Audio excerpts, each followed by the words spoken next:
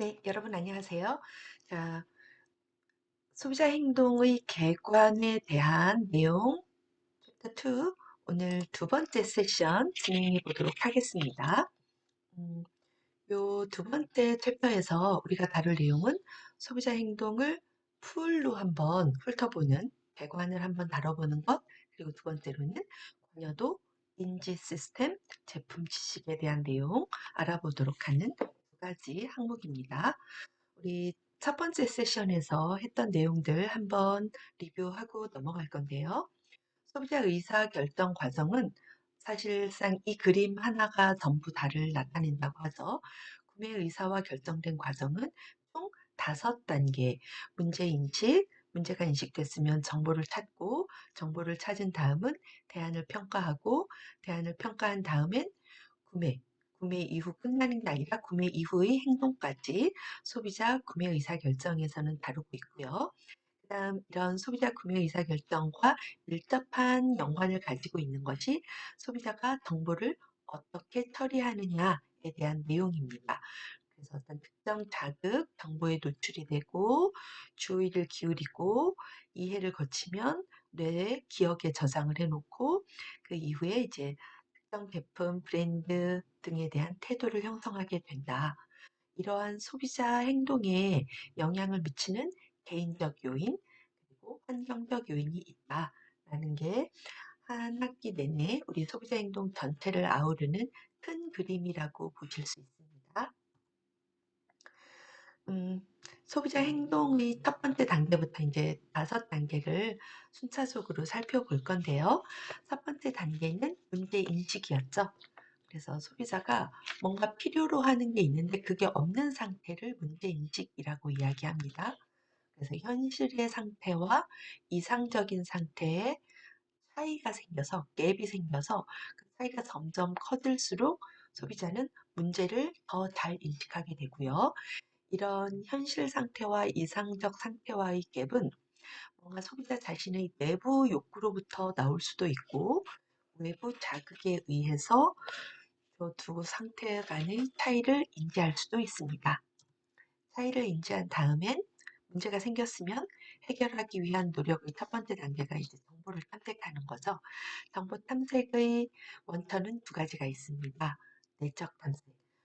기억 속에 저장되어 있는 정보를 꺼내서 살펴보는 걸 내적 정보 탐색이라고 이야기하고, 기억이 아닌 외부로부터 정보를 찾는 걸 외적 탐색이라고 해서 외적 정보 탐색의 노력을 얼마나 많이 하느냐에 의해서 우리가 의사결정 유형을 네 가지로 나눈다고 했습니다. 그래서 아주 상당한 노력과 시간을 투입해서 신중한 의사결정을 하는 형태는 포괄적 문제 해결, 제한된 범위에서만 정보 탐색을 하는 건 제한적 문제 해결, 외적 탐색 없고 이미 직접 경험을 통해서 퇴적 대안을 알고 있어서 문제가 인식되자마자 바로 결정하는 건 일상적 문제 해결, 그리고 직접 경험은 없었는데 외부로부터 획득한 정보가 있으면 기억에서 그 정보를 떠올려서 바로 의사결정을 하는 형태를 회상적 문제 해결이라고 부른다고 했습니다. 그러면 우리 3단계 소비자 구매 의사결정 5단계 이론 중에 3단계부터 순차적으로 진행해 가도록 하겠습니다. 문제도 인식했고 정보도 다 구했습니다. 탐색을 했어요. 그 다음은 바로 사는 게 아니라 몇 가지 선택 대안을 수려놓고 그 선택 대안을 평가를 하는 단계가 나오게 돼요. 이 선택 대안에 대한 평가가 때로는 제품군에 대한 프로덕트 클래스에 대한 평가일 수도 있고 때로는 브랜드, 특정 브랜드, 어떤 브랜드가 더 나은가에 대한 평가가 될 수도 있습니다. 예를 들어, 엄청 목이 말라. 그럼 여러분들 뭐에 대한 욕구가 생기는 거죠? 네. 음료 뭔가가 마시고 싶다라고 봤을 때는 음료라는 큰 카테고리, 큰 프로덕트 클래스 안에서 목이 마른데 물 마실까? 맥주 한 잔? 뭐 콜라? 칵테일? 주스? 이렇게 다양한 형태이지만 큰 범주 안에서 봤을 때는 음료에 대한 네, 평가가 될 수도 있고 또 때로는 콜라 마셔야지라고 하고 갔는데 코카콜라랑 펩시콜라 중에 뭐 마실까? 이렇게 특정 브랜드에 대한 선택 대안의 평가이기도 합니다. 그래서 우리 소비자 구매의사결정 3단계가 대안의 평가, 대안을 평가해서 어떤 게 최선의 대안이다라고 결정을 했으면 네 번째 단계에서는 구매를 해요. 구매를 하는 데 있어서 어떤 요인들을 결정해야 되냐면 무엇을 살 것인가는 3단계에서 결정이 났지만 어떻게 살 거냐, 어디서 살 거냐, 누가 가서 살 거냐, 어디 가서 살 거냐, 언제 살 거냐 이런 구매 의사결정은 4단계에서 하게 되고요. 특히나 구매 시에 영향을 미치는 중요 요인 중에 하나가 충분한 지불 능력, 돈이 있느냐에 대한 예, 의사결정도 내려야 합니다. 구매했으면 끝이 아니죠. 이름은 소비자 구매 의사 결정 단계지만 구매가 끝은 아니고 이 모델에서는 구매 후 대안 평가까지를 예, 포함해서 설명을 하고 있습니다. 구매한 다음에 우리가 이제 만족과 불만족에 대해서 이야기를 하고 있는데 구매 후 부조화는 디소넌스, 부조화라는 거는 조화가 이루어지지 않았다는 겁니다. 그래서 뭔가 마음이 불편한 상태, 후회가 밀려오는 상태를 부조화라고 이야기해요. 그래서 구매 이후에 나 잘못 샀나 봐. 요렇게 되는 형태가 이제 부조화거든요. 그래서 이 부조화에 대한 내용은 차차 구체적으로 나오니까 이게 마음이 불편하구나, 불만족이구나 그 정도로만 여기서는 알아두시면 되겠습니다. 네. 그래서 여기까지가 구매 의사결정이었고요. 아까 소비자 행동 큰 그림 하나에서 아랫부분, 이제 윗부분에 있는 정보 처리 과정으로 가보겠습니다. 정보 처리 과정. 정보 처리 과정은요, 기본적으로 소비자가 어떤 자극에 노출이 돼서 주의를 기울이고 그 내용을 이해하고 그 내용에 기반해서 새로운 신념, 믿음, 태도를 형성하거나 아니면 기존에 가졌던 신념, 믿음, 태도를 변화시키는 걸 정보 처리라고 이야기해요. 그래서 정보 처리 과정의 시작은 어떤 특정 마케팅 자극에 노출이 되는 겁니다. 노출이 돼요. 그래서 노출이 된다고 해서 우리가 모든 마케팅 자극을 다 열심히 주의를 기울여서 공부하듯이 처리를 하지는 않아요. 노출이 된 방법에는 우연적 노출이 될 수도 있고 의도적으로 노출이 될 수도 있습니다. 우연적 노출이라는 거는 내가 그러려고 한 건 아닌데 의도하지 않은 상태에서 정보에 우리의 오감이 노출되는 형태예요.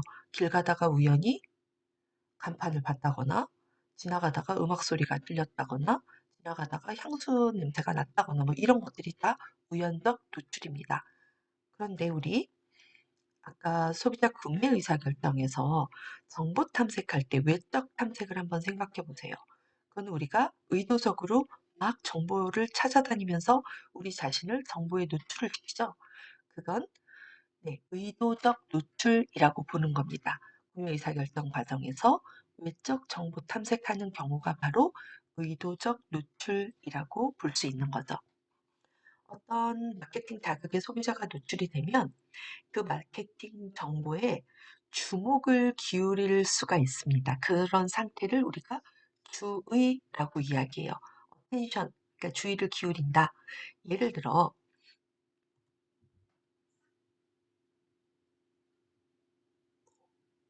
어떻습니까? 눈에 확 띄죠. 왜냐면 이게 어떤 특정 맥도날드 스토어 밖에 있는 커다란 전시물 간판인데 이게 뭐냐면요.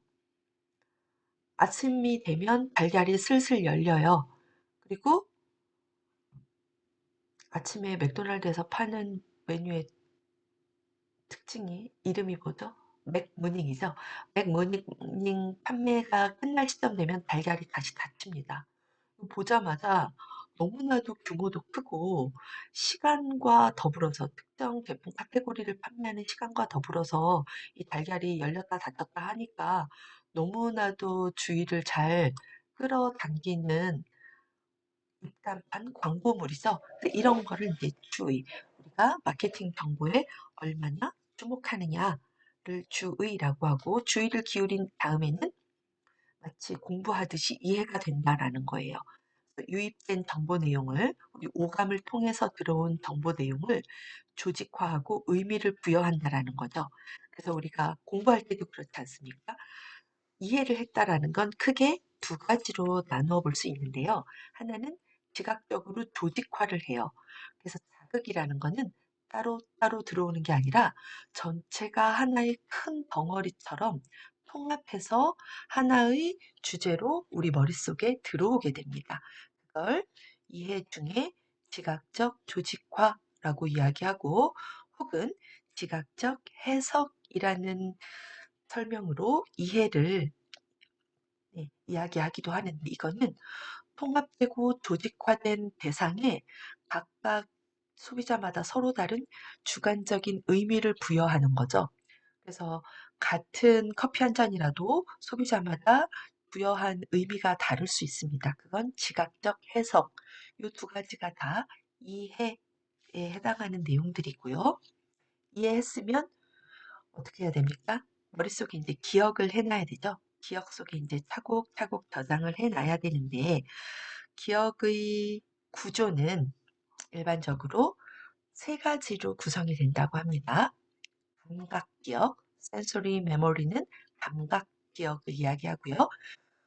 감각 기억으로 가장 먼저 마케팅 정보에 노출이 되면 감각 기억에 들어와서 뭐 몇 분의 1초, 0.1초, 0.2초 정도 짧은 순간 우리의 오감에 들어왔다가 사라져요. 근데 사라지지 않고 우리가 주의를 기울이게 되면, attention, 주의를 기울이게 되면 잠깐 동안 short-term memory, 단기 기억으로 들어옵니다.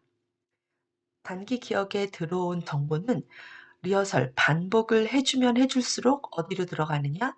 long-term memory, 장기 기억 속으로 저장이 됩니다. 단기 기억엔 들어왔으나 자꾸 리허설을 해서 외우려고 노력을 하지 않으면 망각되게 돼요. 그냥 사라집니다. 기억 밖으로 사라집니다. 그래서 기억의 세 가지 구조는 감각 기억, 단기 기억, 장기 기억 이렇게 나누고 있고요. 특히나 이 우리가 지금 봤던 소비자 정보 처리 과정에서 노출, 주의, 이해 그리고 기억에 해당하는 부분은 다 우리 소비자가 갖고 있는 신체의 감각기관 그리고 뇌에 의해서 주관이 된다라는 거 알아두시면 되고요. 그다음 태도. 소비자가 정보를 처리한 가장 마지막 단계는 태도의 형성 및 변화입니다.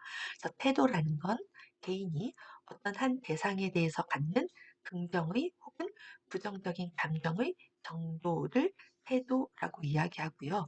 우리는 특별히 인지적 학습 이론에 초점을 맞춰서 나중에 차차 여러 챕터에서 이야기를 할 건데 인지적 학습 이론이라는 거는 우리가 지금 살펴본 5단계에 의한 정보 처리 과정을 좀 압축시켜 놓은 거예요. 소비자는 어떤 외적 자극, 마케팅 자극에 노출이 되면 그 자극에 대해서 믿음과 신념을 형성하게 되고 이 믿음과 신념은 그 대상에 대한 태도로 결론 지어진다. 이런 세 단계를 갖게 되는 인지적 학습 이론에 대해서 나중에 배우게 될 겁니다. 자, 우리 어디까지 했냐면 지금 소비자 구매 의사결정 5단계, 정보 처리 과정 5단계에 대한 내용 했고요. 이 외에도 소비자 행동에 영향을 미치는 개인적 요인이 있죠. 우리 좀 이따 살펴볼 관여도, 인지도, 인지 시스템, 제품 지식, 그리고 저기 10장 이후에 나오는 학습, 개성, 가치관, 라이프 스타일 등등은 개인적 요인으로서 소비자 구매 의사결정에 영향을 미치는 것이고요. 환경에서는 12장부터 나올 문화, 사회계층, 준거집단, 가족 등에 대한 내용이 환경적 요인으로서 소비자 행동에 영향을 미치게 됩니다.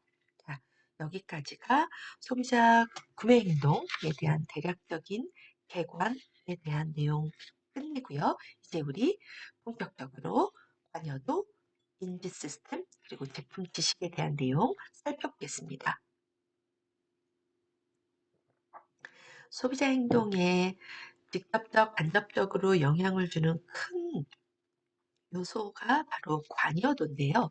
관여도, environment라고 하고, 이거는 어떤 대상에 대해서 주어진 상황에서 소비자가 얼마나 중요하다고 느끼는지, 얼마나 관심을 두고 있는지, 혹은 얼마나 관련이 있다고 생각하는지를 관여도라고 이야기하고요. 일반적으로 관여도가 높다라고 했을 때 의사결정에 굉장히 많은 노력을 기울이고 제품 정보에 굉장히 많은 주의를 기울이고 깊이 생각하는 특징을 갖고 있어요. 반대면 어떻겠습니까? 만약에 제품에 대한 관여도가 낮다 그러면 의사결정 대충 합니다. 제품 정보 필요 없어. 대충 사. 내가 알아서 해. 이렇게 되는 게 관여도가 낮은 상황이에요. 그래서 어떤 주어진 상황에서 왜 그러냐면 이 인지도, 관여도라는 건 상황에 따라 달라질 수 있기 때문에 어떤 주어진 상황에서라는 단서가 붙습니다. 주어진 상황에서 개인이 특정 대상에 대해서 얼마나 중요하게 생각하는지, 얼마나 관심 있어 하는지, 얼마나 관련성을 지각하는지를 관여도라고 이야기합니다. 자, 이러한 관여도를 결정짓는 요인은 개인적 요인, 제품 요인, 상황적 요인 세 가지로 나누어 보게 되고 이 관여도는 궁극적으로 우리가 조금 전에 살펴보았던 소비자 구매 의사결정 과정 그리고 정보 처리 과정에 영향을 미치기 때문에 굉장히 중요한 요인이고 그래서 이렇게 앞장에 배치가 된 겁니다. 자, 첫 번째로 관여도에 영향을 미치는 개인적 요인으로는 관여도는 개인마다 다르다라는 거예요. 어떤 정해진 기준이 있는 건 아닙니다. 누구는 커피 대충 마셨겠지만 누구는 엄청나게 깊은 전문적 지식을 가지고 신중하게 선택을 한다면 그 사람한테는 같은 커피여도 관여도가 굉장히 높은 겁니다. 그래서 관여도는 제 개인적 요인에 따라 다르고요. 두 번째, 제품 요인에 따라서도 달라지는데 소비자의 중요한 욕구 그리고 소비자의 중요한 가치를 충족시키는 제품이다. 그러면 관여도가 높아지죠. 혹은 즐거움과 쾌락적 가치를 부여하는 제품이다. 그래도 우리는 관심 많습니다. 뭐 영화 보러 가자. 그럼 대충 아무거나가 아니죠. 막 살펴봐. 뭐가 재밌어? 뭐 이렇게 하죠. 그런 건 즐거움이나 쾌락적 가치를 부여하는 제품일 때 관여도가 높아져서 그런 거고요. 마지막으로 지각된 위험에 따라서 지각된 위험이 높으면 제품에 높게 관여를 하고 지각된 위험이 별로 높지 않고 낮으면 제품 관여도도 낮게 된다라고 이야기를 해요. 이런 제품을 구매할 때 소비자가 인식하게 되는 지각된 위험에는 크게 6가지가 존재합니다. 지각된 위험. 어떤 제품을 사려고 할 때, 이거 잘못 사면 어떤 위험이 인지가 되냐면, 첫 번째는 성능 위험. 특히나 성능 위험. 생각해보면 우리가 중고차를 사야 한다. 라고 하면, 다른 어떤 제품을 살 때보다 더 많이 개인적으로 관여도가 높아지죠. 과연 괜찮은 건가? 튼튼할까? 단고장은 없을까? 보험은 제대로 들어놨나? 뭐 이렇게 이 성능 위험을 지각하게 되기도 하고, 혹은 신체적 위험.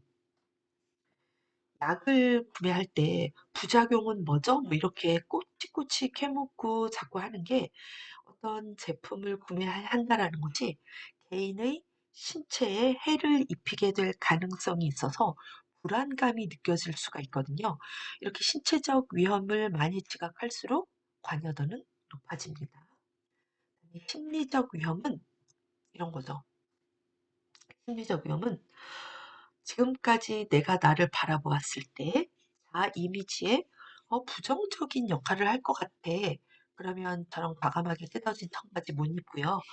아, 이런 청바지는 나한테 딱 맞는구나. 그러면은 쉽게 저런 청바지도 시도를 해볼 수 있는 거죠. 그래서 심리적 위험은 자아 이미지에 부정적 역할을 하는지, 그래서 심리적 위험이 높을수록 관여도는 높아지게 됩니다. 사회적 위험은 자아 이미지를 내가 보는 게 아니라 타인이 보는 거라고 생각하시면 돼요. 뭡니까? 네, 모피코트죠. 모피코트가 따뜻하대. 아, 그럼 사. 돈도 많은데 사.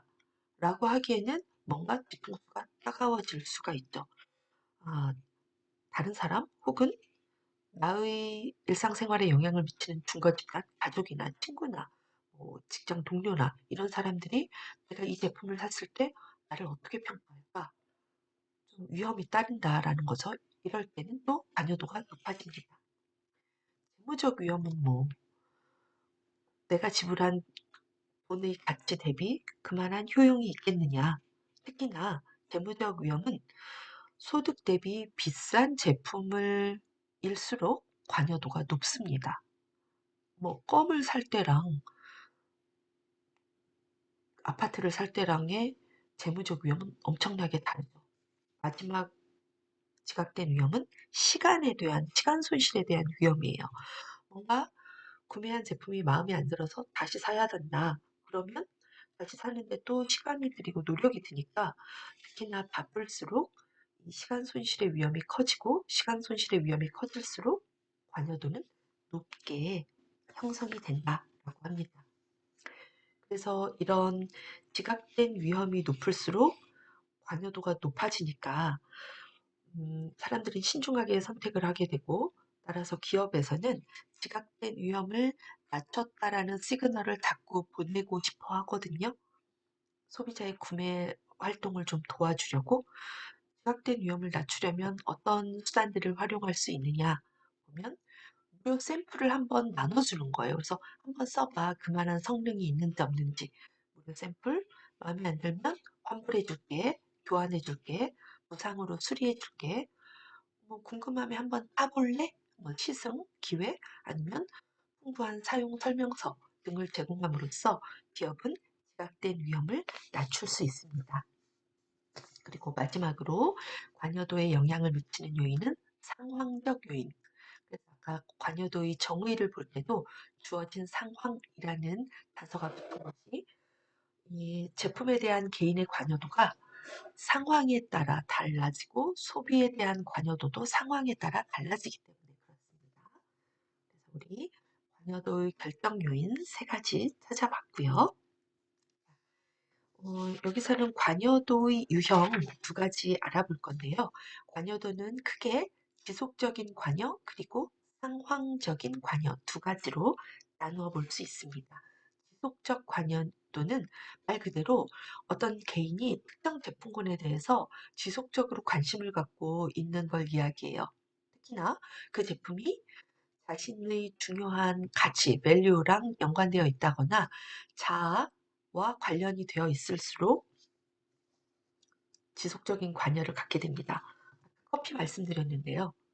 네, 커피에 대해서 굉장히 관심도 많고 뭐 바리스타다 이런 사람들은 커피라는 제품에 대한 지속적 관여가 굉장히 높겠죠. 또는 네, 어디에 지속적인 관심을 두는 사람들 같습니까? 지속적 관여. 포도 품종인데요. 이 포도 품종이 그대로 와인의 종류를 만들기도 합니다. 뭐 피노누아, 시라즈, 판델, 말백 이렇게 뭐 와인에 관심이 많은 사람이라면 포도 종류에까지 지속적으로 관심을 두고 있겠죠. 그 다음 상황적 관여는 상황에 따라 변화하는 관여도를 이야기합니다. 그래서 특정 상황에서 어떤 욕구가 활성화됐기 때문에 갑자기 관여도가 바뀔 수가 있어요. 특히나 특정 상황에서 아까 이야기했던 그 지각된 위험이 클수록 상황적 관여도는 더 커지는 예, 사례를 볼 수 있고, 어떤 상황에서 관여도가 높아지는 것 같습니까? 네. 크리스마스 때 12월쯤 되면 갑자기 사람들이 올해는 트리나 한번 해볼까? 뭐 아니면 언제부터인지 모르겠는데 크리스마스 되면 케이크를 다들 사고 싶어 하더라고요. 이거는 평소에 케이크에 관심이 없던 사람도 왠지 크리스마스에는 하나 사들고 가야 될 것 같은 상황에 따라 변화하는 관여도를 보여주고 있고요. 그렇다면 특정 상황에서 활성화되었다. 그걸 어떻게 구분을 할 수가 있느냐? 네. 특정 상황에서 어떤 욕구가 활성화됐는지 어떻게 구분을 하냐면 그 욕구가 사회적인 욕구인지 비사회적인 욕구인지 구분이 가능하대요. 또는 그 욕구가 기능적 욕구랑 연결이 되어 있는지, 그 관여도, 그 제품이, 상황이 기능적 욕구와 관련되는지 상징적 욕구인지 아니면 쾌락적 욕구인지로도 구분을 하고, 이러한 특정 상황에서 특정 욕구가 활성화가 되면 일시적으로 관여도가 높아지는 거죠. 예를 들어서 와인을 사야 되는 상황을 한번 예로 들어서 생각을 해봅시다. 와인을 사야 돼. 그런데 와인을 사야 되는 활성화된 욕구가 다르다라는 거죠. 손님 접대용으로 사는 건지, 아니면 그냥 내가 혼자 금요일에 마시려고 사는 건지, 이런 사회적 욕구인지 비사회적 욕구인지에 따라서 관여도가 달라지게 되고요. 또 와인을 사는 기준이 아니 난 기능만 되면 됐지. 가성비 좋은 게 최고야. 아니면 나는 맛에 민감하니까 맛있는 와인을 사야 돼. 아니면 와인이 주는 기쁨이 얼마나 큰데 쾌락적 욕구가 중요해. 이렇게 서로 다른 욕구가 특정 상황에서 활성화가 되면 관여도가 일시적으로 높아질 수도 있게 됩니다. 그러면 이런 관여도는 어떻게 측정을 하느냐? 두 가지 관여도 측정 방법을 이야기하겠습니다. 첫 번째는 사이코프스키가 개발한 Personal Involvement Inventory라는 거예요. 이 관여도 측정 항목에 의하면 제품의 중요성 타원을 강조해서 20개의 의미 차별화 척도로 만들어진 항목에 답변을 하면 개인의 특정 제품에 대한 관여도가 나타납니다. 그래서 개인별 점수는 20점에서 40점까지, 최소 20점이라는 건 1점부터 7점까지의 척도로 구성된 20개의 항목이라는 뜻이죠. 그래서 원래 차이코프스키가 개발한 관여도로 측정을 하면 낮은 점수일수록 저관여, 높은 점수일수록 고관여 소비자인데, 우리나라에서 이제 이학식 교수님 등이 한국형 관여도 항목으로 정리하신 거는 보시다시피 가지수는 좀 더 작습니다. 영어로 된 걸 번역을 하다 보니 의미적으로 큰 차이를 못 두겠는 중복적인 것들은 삭제해서 그렇고요. 우리는 뒤집었죠. 왼쪽으로 관여도가 높은 항목일수록 1점이고 관여도가 낮은 항목일수록 7점에 가깝습니다. 그래서 여러분들이 특정 항목을 여기다 넣고 여러분들의 그 항목에 대한, 그 제품에 대한 관여도를 측정을 하셨을 때 12점에 가까울수록 12항목이거든요. 12점에 가까울수록 고관여인 거고 점수가 높을수록 저관여예요. 그래서 여기서 과제 첫 번째 공지합니다. 이번 주 첫 과제 두 가지 나갈 거고요. 그 중에 첫 번째는 드라이기 드릴게요. 드라이기. 드라이기에 대해서 이 슬라이드에서 제시하는 항목들로 여러분들 개개인의 관여도를 측정을 하세요. 측정을 해서 나의 드라이기에 대한 관여도 점수는 몇 점이다. 점수를 쓰시고, 그래서 고관여인지 저관여인지 판단 내리시고요.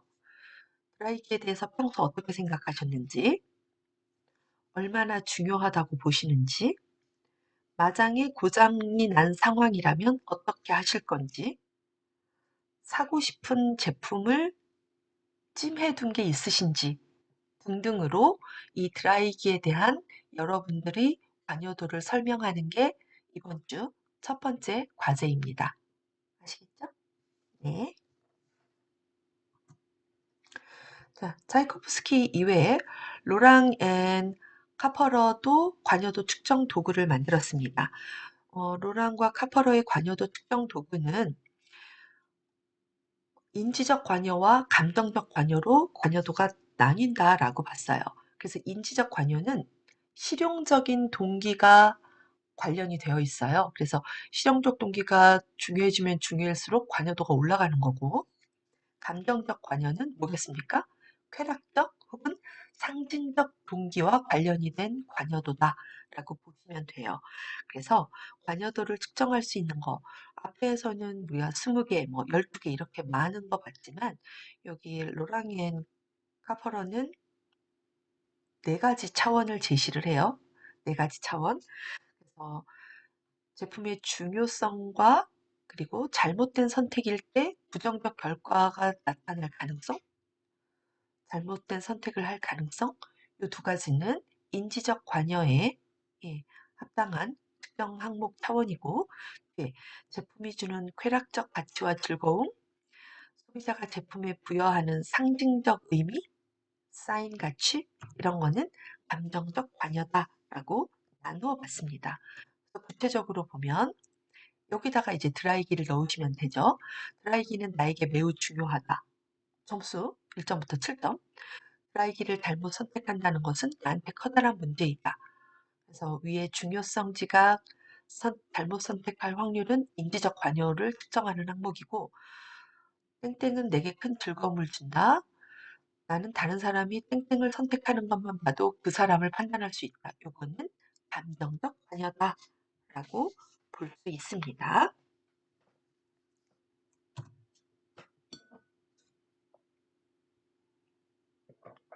관여도와 관련한 중요한 내용 중에 하나가 우리 FCB 그리드라는 걸 우리가 배울 건데요. FCB는 지금까지 이야기했던 관여도를 두 차원으로 나눕니다. 고관여 그리고 저관여 두 개로 나누고요. 그 다음 또 하나는 좀 전에 봤던 그 관여도 차원하고 조금 비슷한데요. 그 관여도를 인지적이냐, think, 인지적으로 관련이 된 거냐 아니면 감정적으로 관련이 된 거냐에 따라서 4분면으로 나누어서 관리를 하고자 하는 프레임이 FCB 그리드예요. 그래서 고관여의 think 분명이다라고 하면 기능적이고 실용적인 제품이기 때문에 기업에서는 굉장히 구체적인 정보를 제공을 할 필요성이 있는 제품들을 이야기해요. 냉장고, 승용차 배터리, 카메라, 퇴직연금 계좌 이런 거. 반면에 관여도는 살짝 낮지만 인지적으로 처리해야 되는 분면에는 네, 편의품 혹은 식품들이 관여도는 살짝 낮지만 인지적으로 처리를 해야 되는 제품 종류입니다. 고관여이긴 한데 뭔가 자신을 표출하는 느낌, 이미지, 감정이 중요한 건 이쪽 고관여 필의 분면에 차지를 하고요. 승용차 같은 것도요. 살짝 중간이긴 하지만 기능과 이런 정서적인 느낌의 가운데에 존재한다고 할 수 있어요. 향수 같은 건 어떻습니까? 상대적으로 고가격이 많고 중요하니까 예, 고관여 제품이지만 인지적으로 이성적으로 판단한다기보다 감정적으로 판단하기 때문에 이쪽에 위치를 하는 거죠.